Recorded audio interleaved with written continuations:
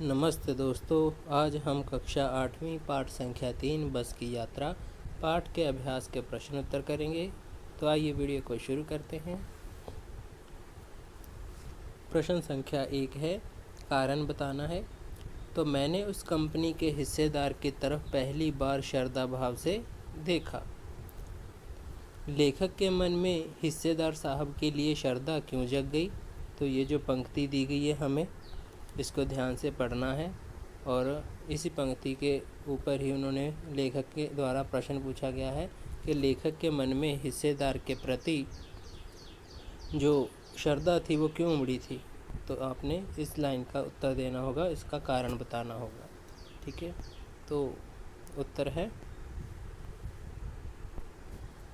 लेखक के मन में बस कंपनी के हिस्सेदार साहब के लिए श्रद्धा इसलिए जाग गई कि वह टायर की स्थिति से परिचित होने के बावजूद भी बस को चलाने का साहस जुटा रहा था।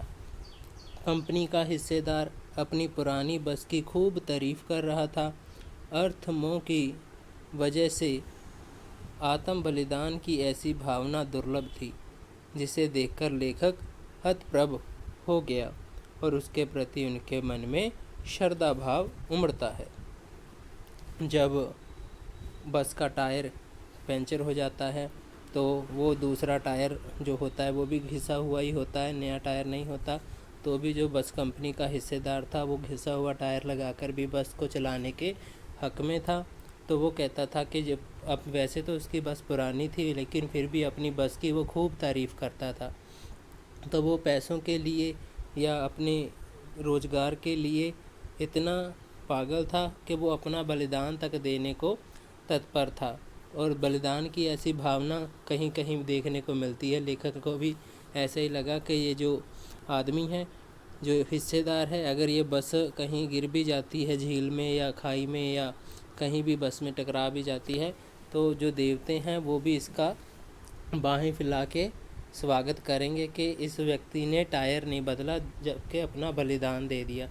तो ऐसे ही जो लेखक ने जब उसकी ओर देखा तो उसके लिए श्रद्धा भाव उमड़ गया था उसके मन में।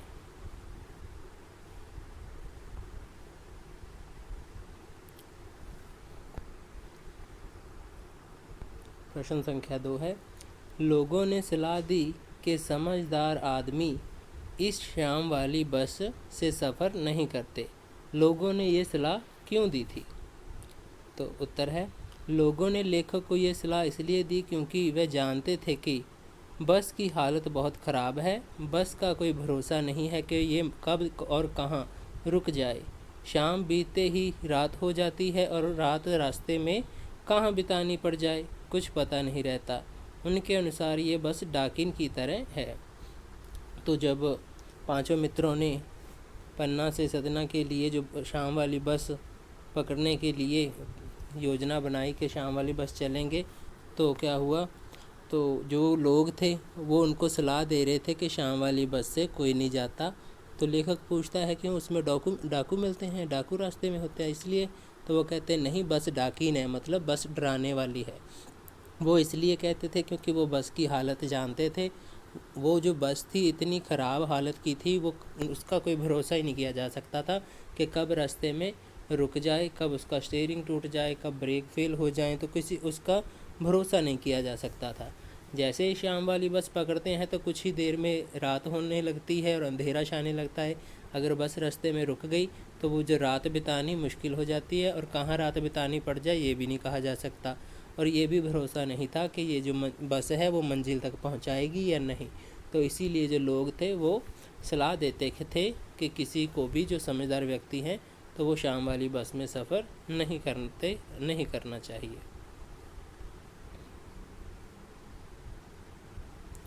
प्रश्न संख्या 3, तो इसका भी कारण बताना है। ऐसा जैसे सारी बस ही इंजन है और हम इंजन के भीतर बैठे हैं। और जब लेखक बस के अंदर बैठा अपने मित्रों के साथ तो उसको लगा कि ये जो बस है वो सारी के सारी इंजन ही है। तो वो क्यों लगा था, ऐसा लेखक को क्यों लगा था? तो उत्तर है, जब बस चालक ने इंजन स्टार्ट किया तब सारी बस झनझनाने लगी। लेखक को ऐसा प्रतीत हुआ कि पूरी बस ही इंजन है। मानो वह बस के भीतर न बैठकर इंजन के भीतर बैठा हुआ हो। अर्थात इंजन के स्टार्ट होने पर इंजन के पुर्जों की भांति बस के यात्री हिल रहे थे। तो जैसे कि आपने रेलगाड़ी का इंजन देखा है, तो जब इंजन स्टार्ट होता है तो वो पूरे का पूरा इंजन होता है हिलने लगता है और शोर करता है।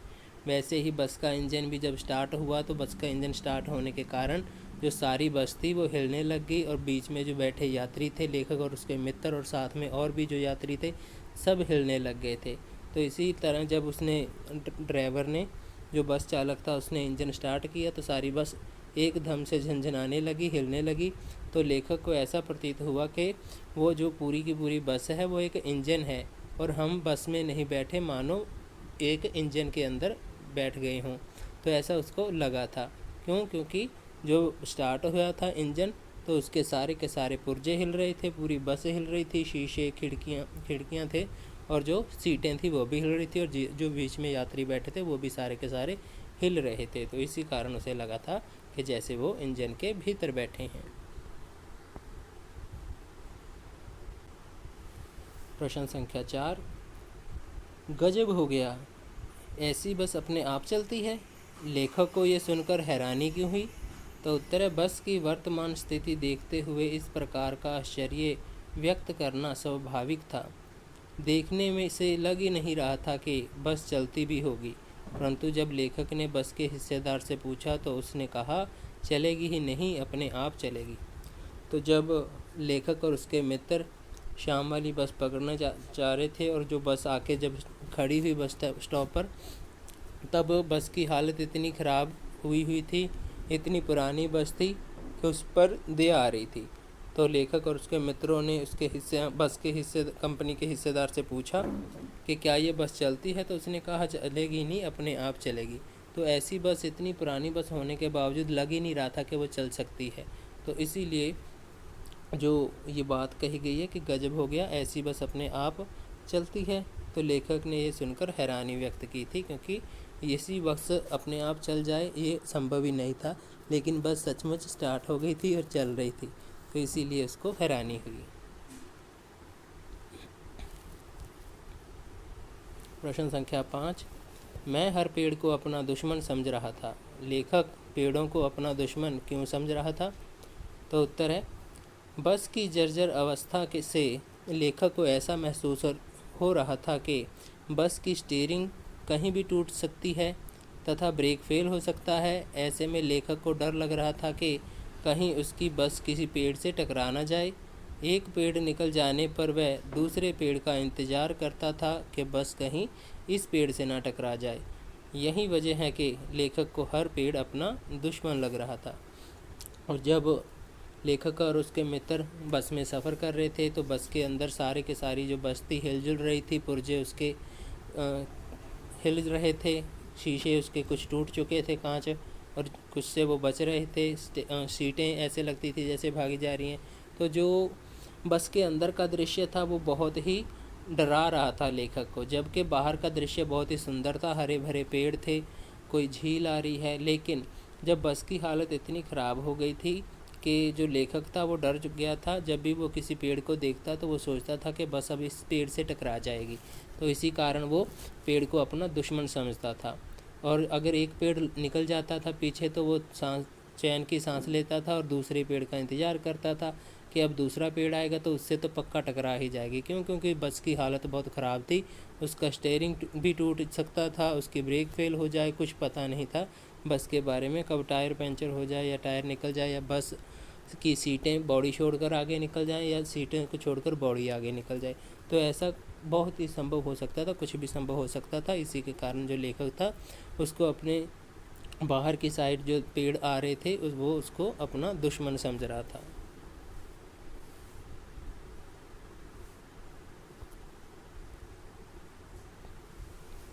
प्रश्न संख्या 6, सविनय अवज्ञा आंदोलन किसके नेतृत्व में, किस उद्देश्य से तथा कब हुआ था? इतिहास की उपलब्ध पुस्तकों के आधार पर बताइए। तो जो सविनय अवज्ञा आंदोलन था महात्मा गांधी के नेतृत्व होता है अगुवाई करना, जो उसके लीडर होते हैं अगुवाई करते हैं, तो नेतृत्व का मतलब है अगुवाई। तो सविनय अवज्ञा आंदोलन महात्मा गांधी के नेतृत्व में सन 1930 में अंग्रेजी सरकार से असहयोग करने तथा पूर्ण स्वाधीनता प्राप्त करने के लिए किया गया था। तो जो महात्मा गांधी जी थे, उनके कहने पर, उनकी अगुवाई में लोग बहुत सारे इकट्ठे हो गए। 1930 की बात है ये। अंग्रेजी सरकार से असहयोग मतलब जो भी अंग्रेजी सरकार हुक्म दे उसका पालन नहीं करना, उसका बहिष्कार करना है। तो ऐसे ही असहयोग करने के लिए महात्मा गांधी जी ने कहा था अंग्रेज़ों का, ताकि वो ये देश छोड़ के चले जाएं और अपने देश में पूर्ण स्वाधीनता प्राप्त करने के लिए ये असहयोग आंदोलन किया था। ये जिसे सविनय अवज्ञा आंदोलन से भी जानते हैं।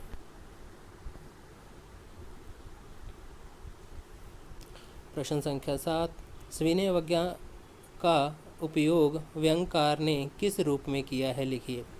तो सविनय अवज्ञा आंदोलन 1930 में सरकारी आदेशों का पालन न करने के लिए किया गया था।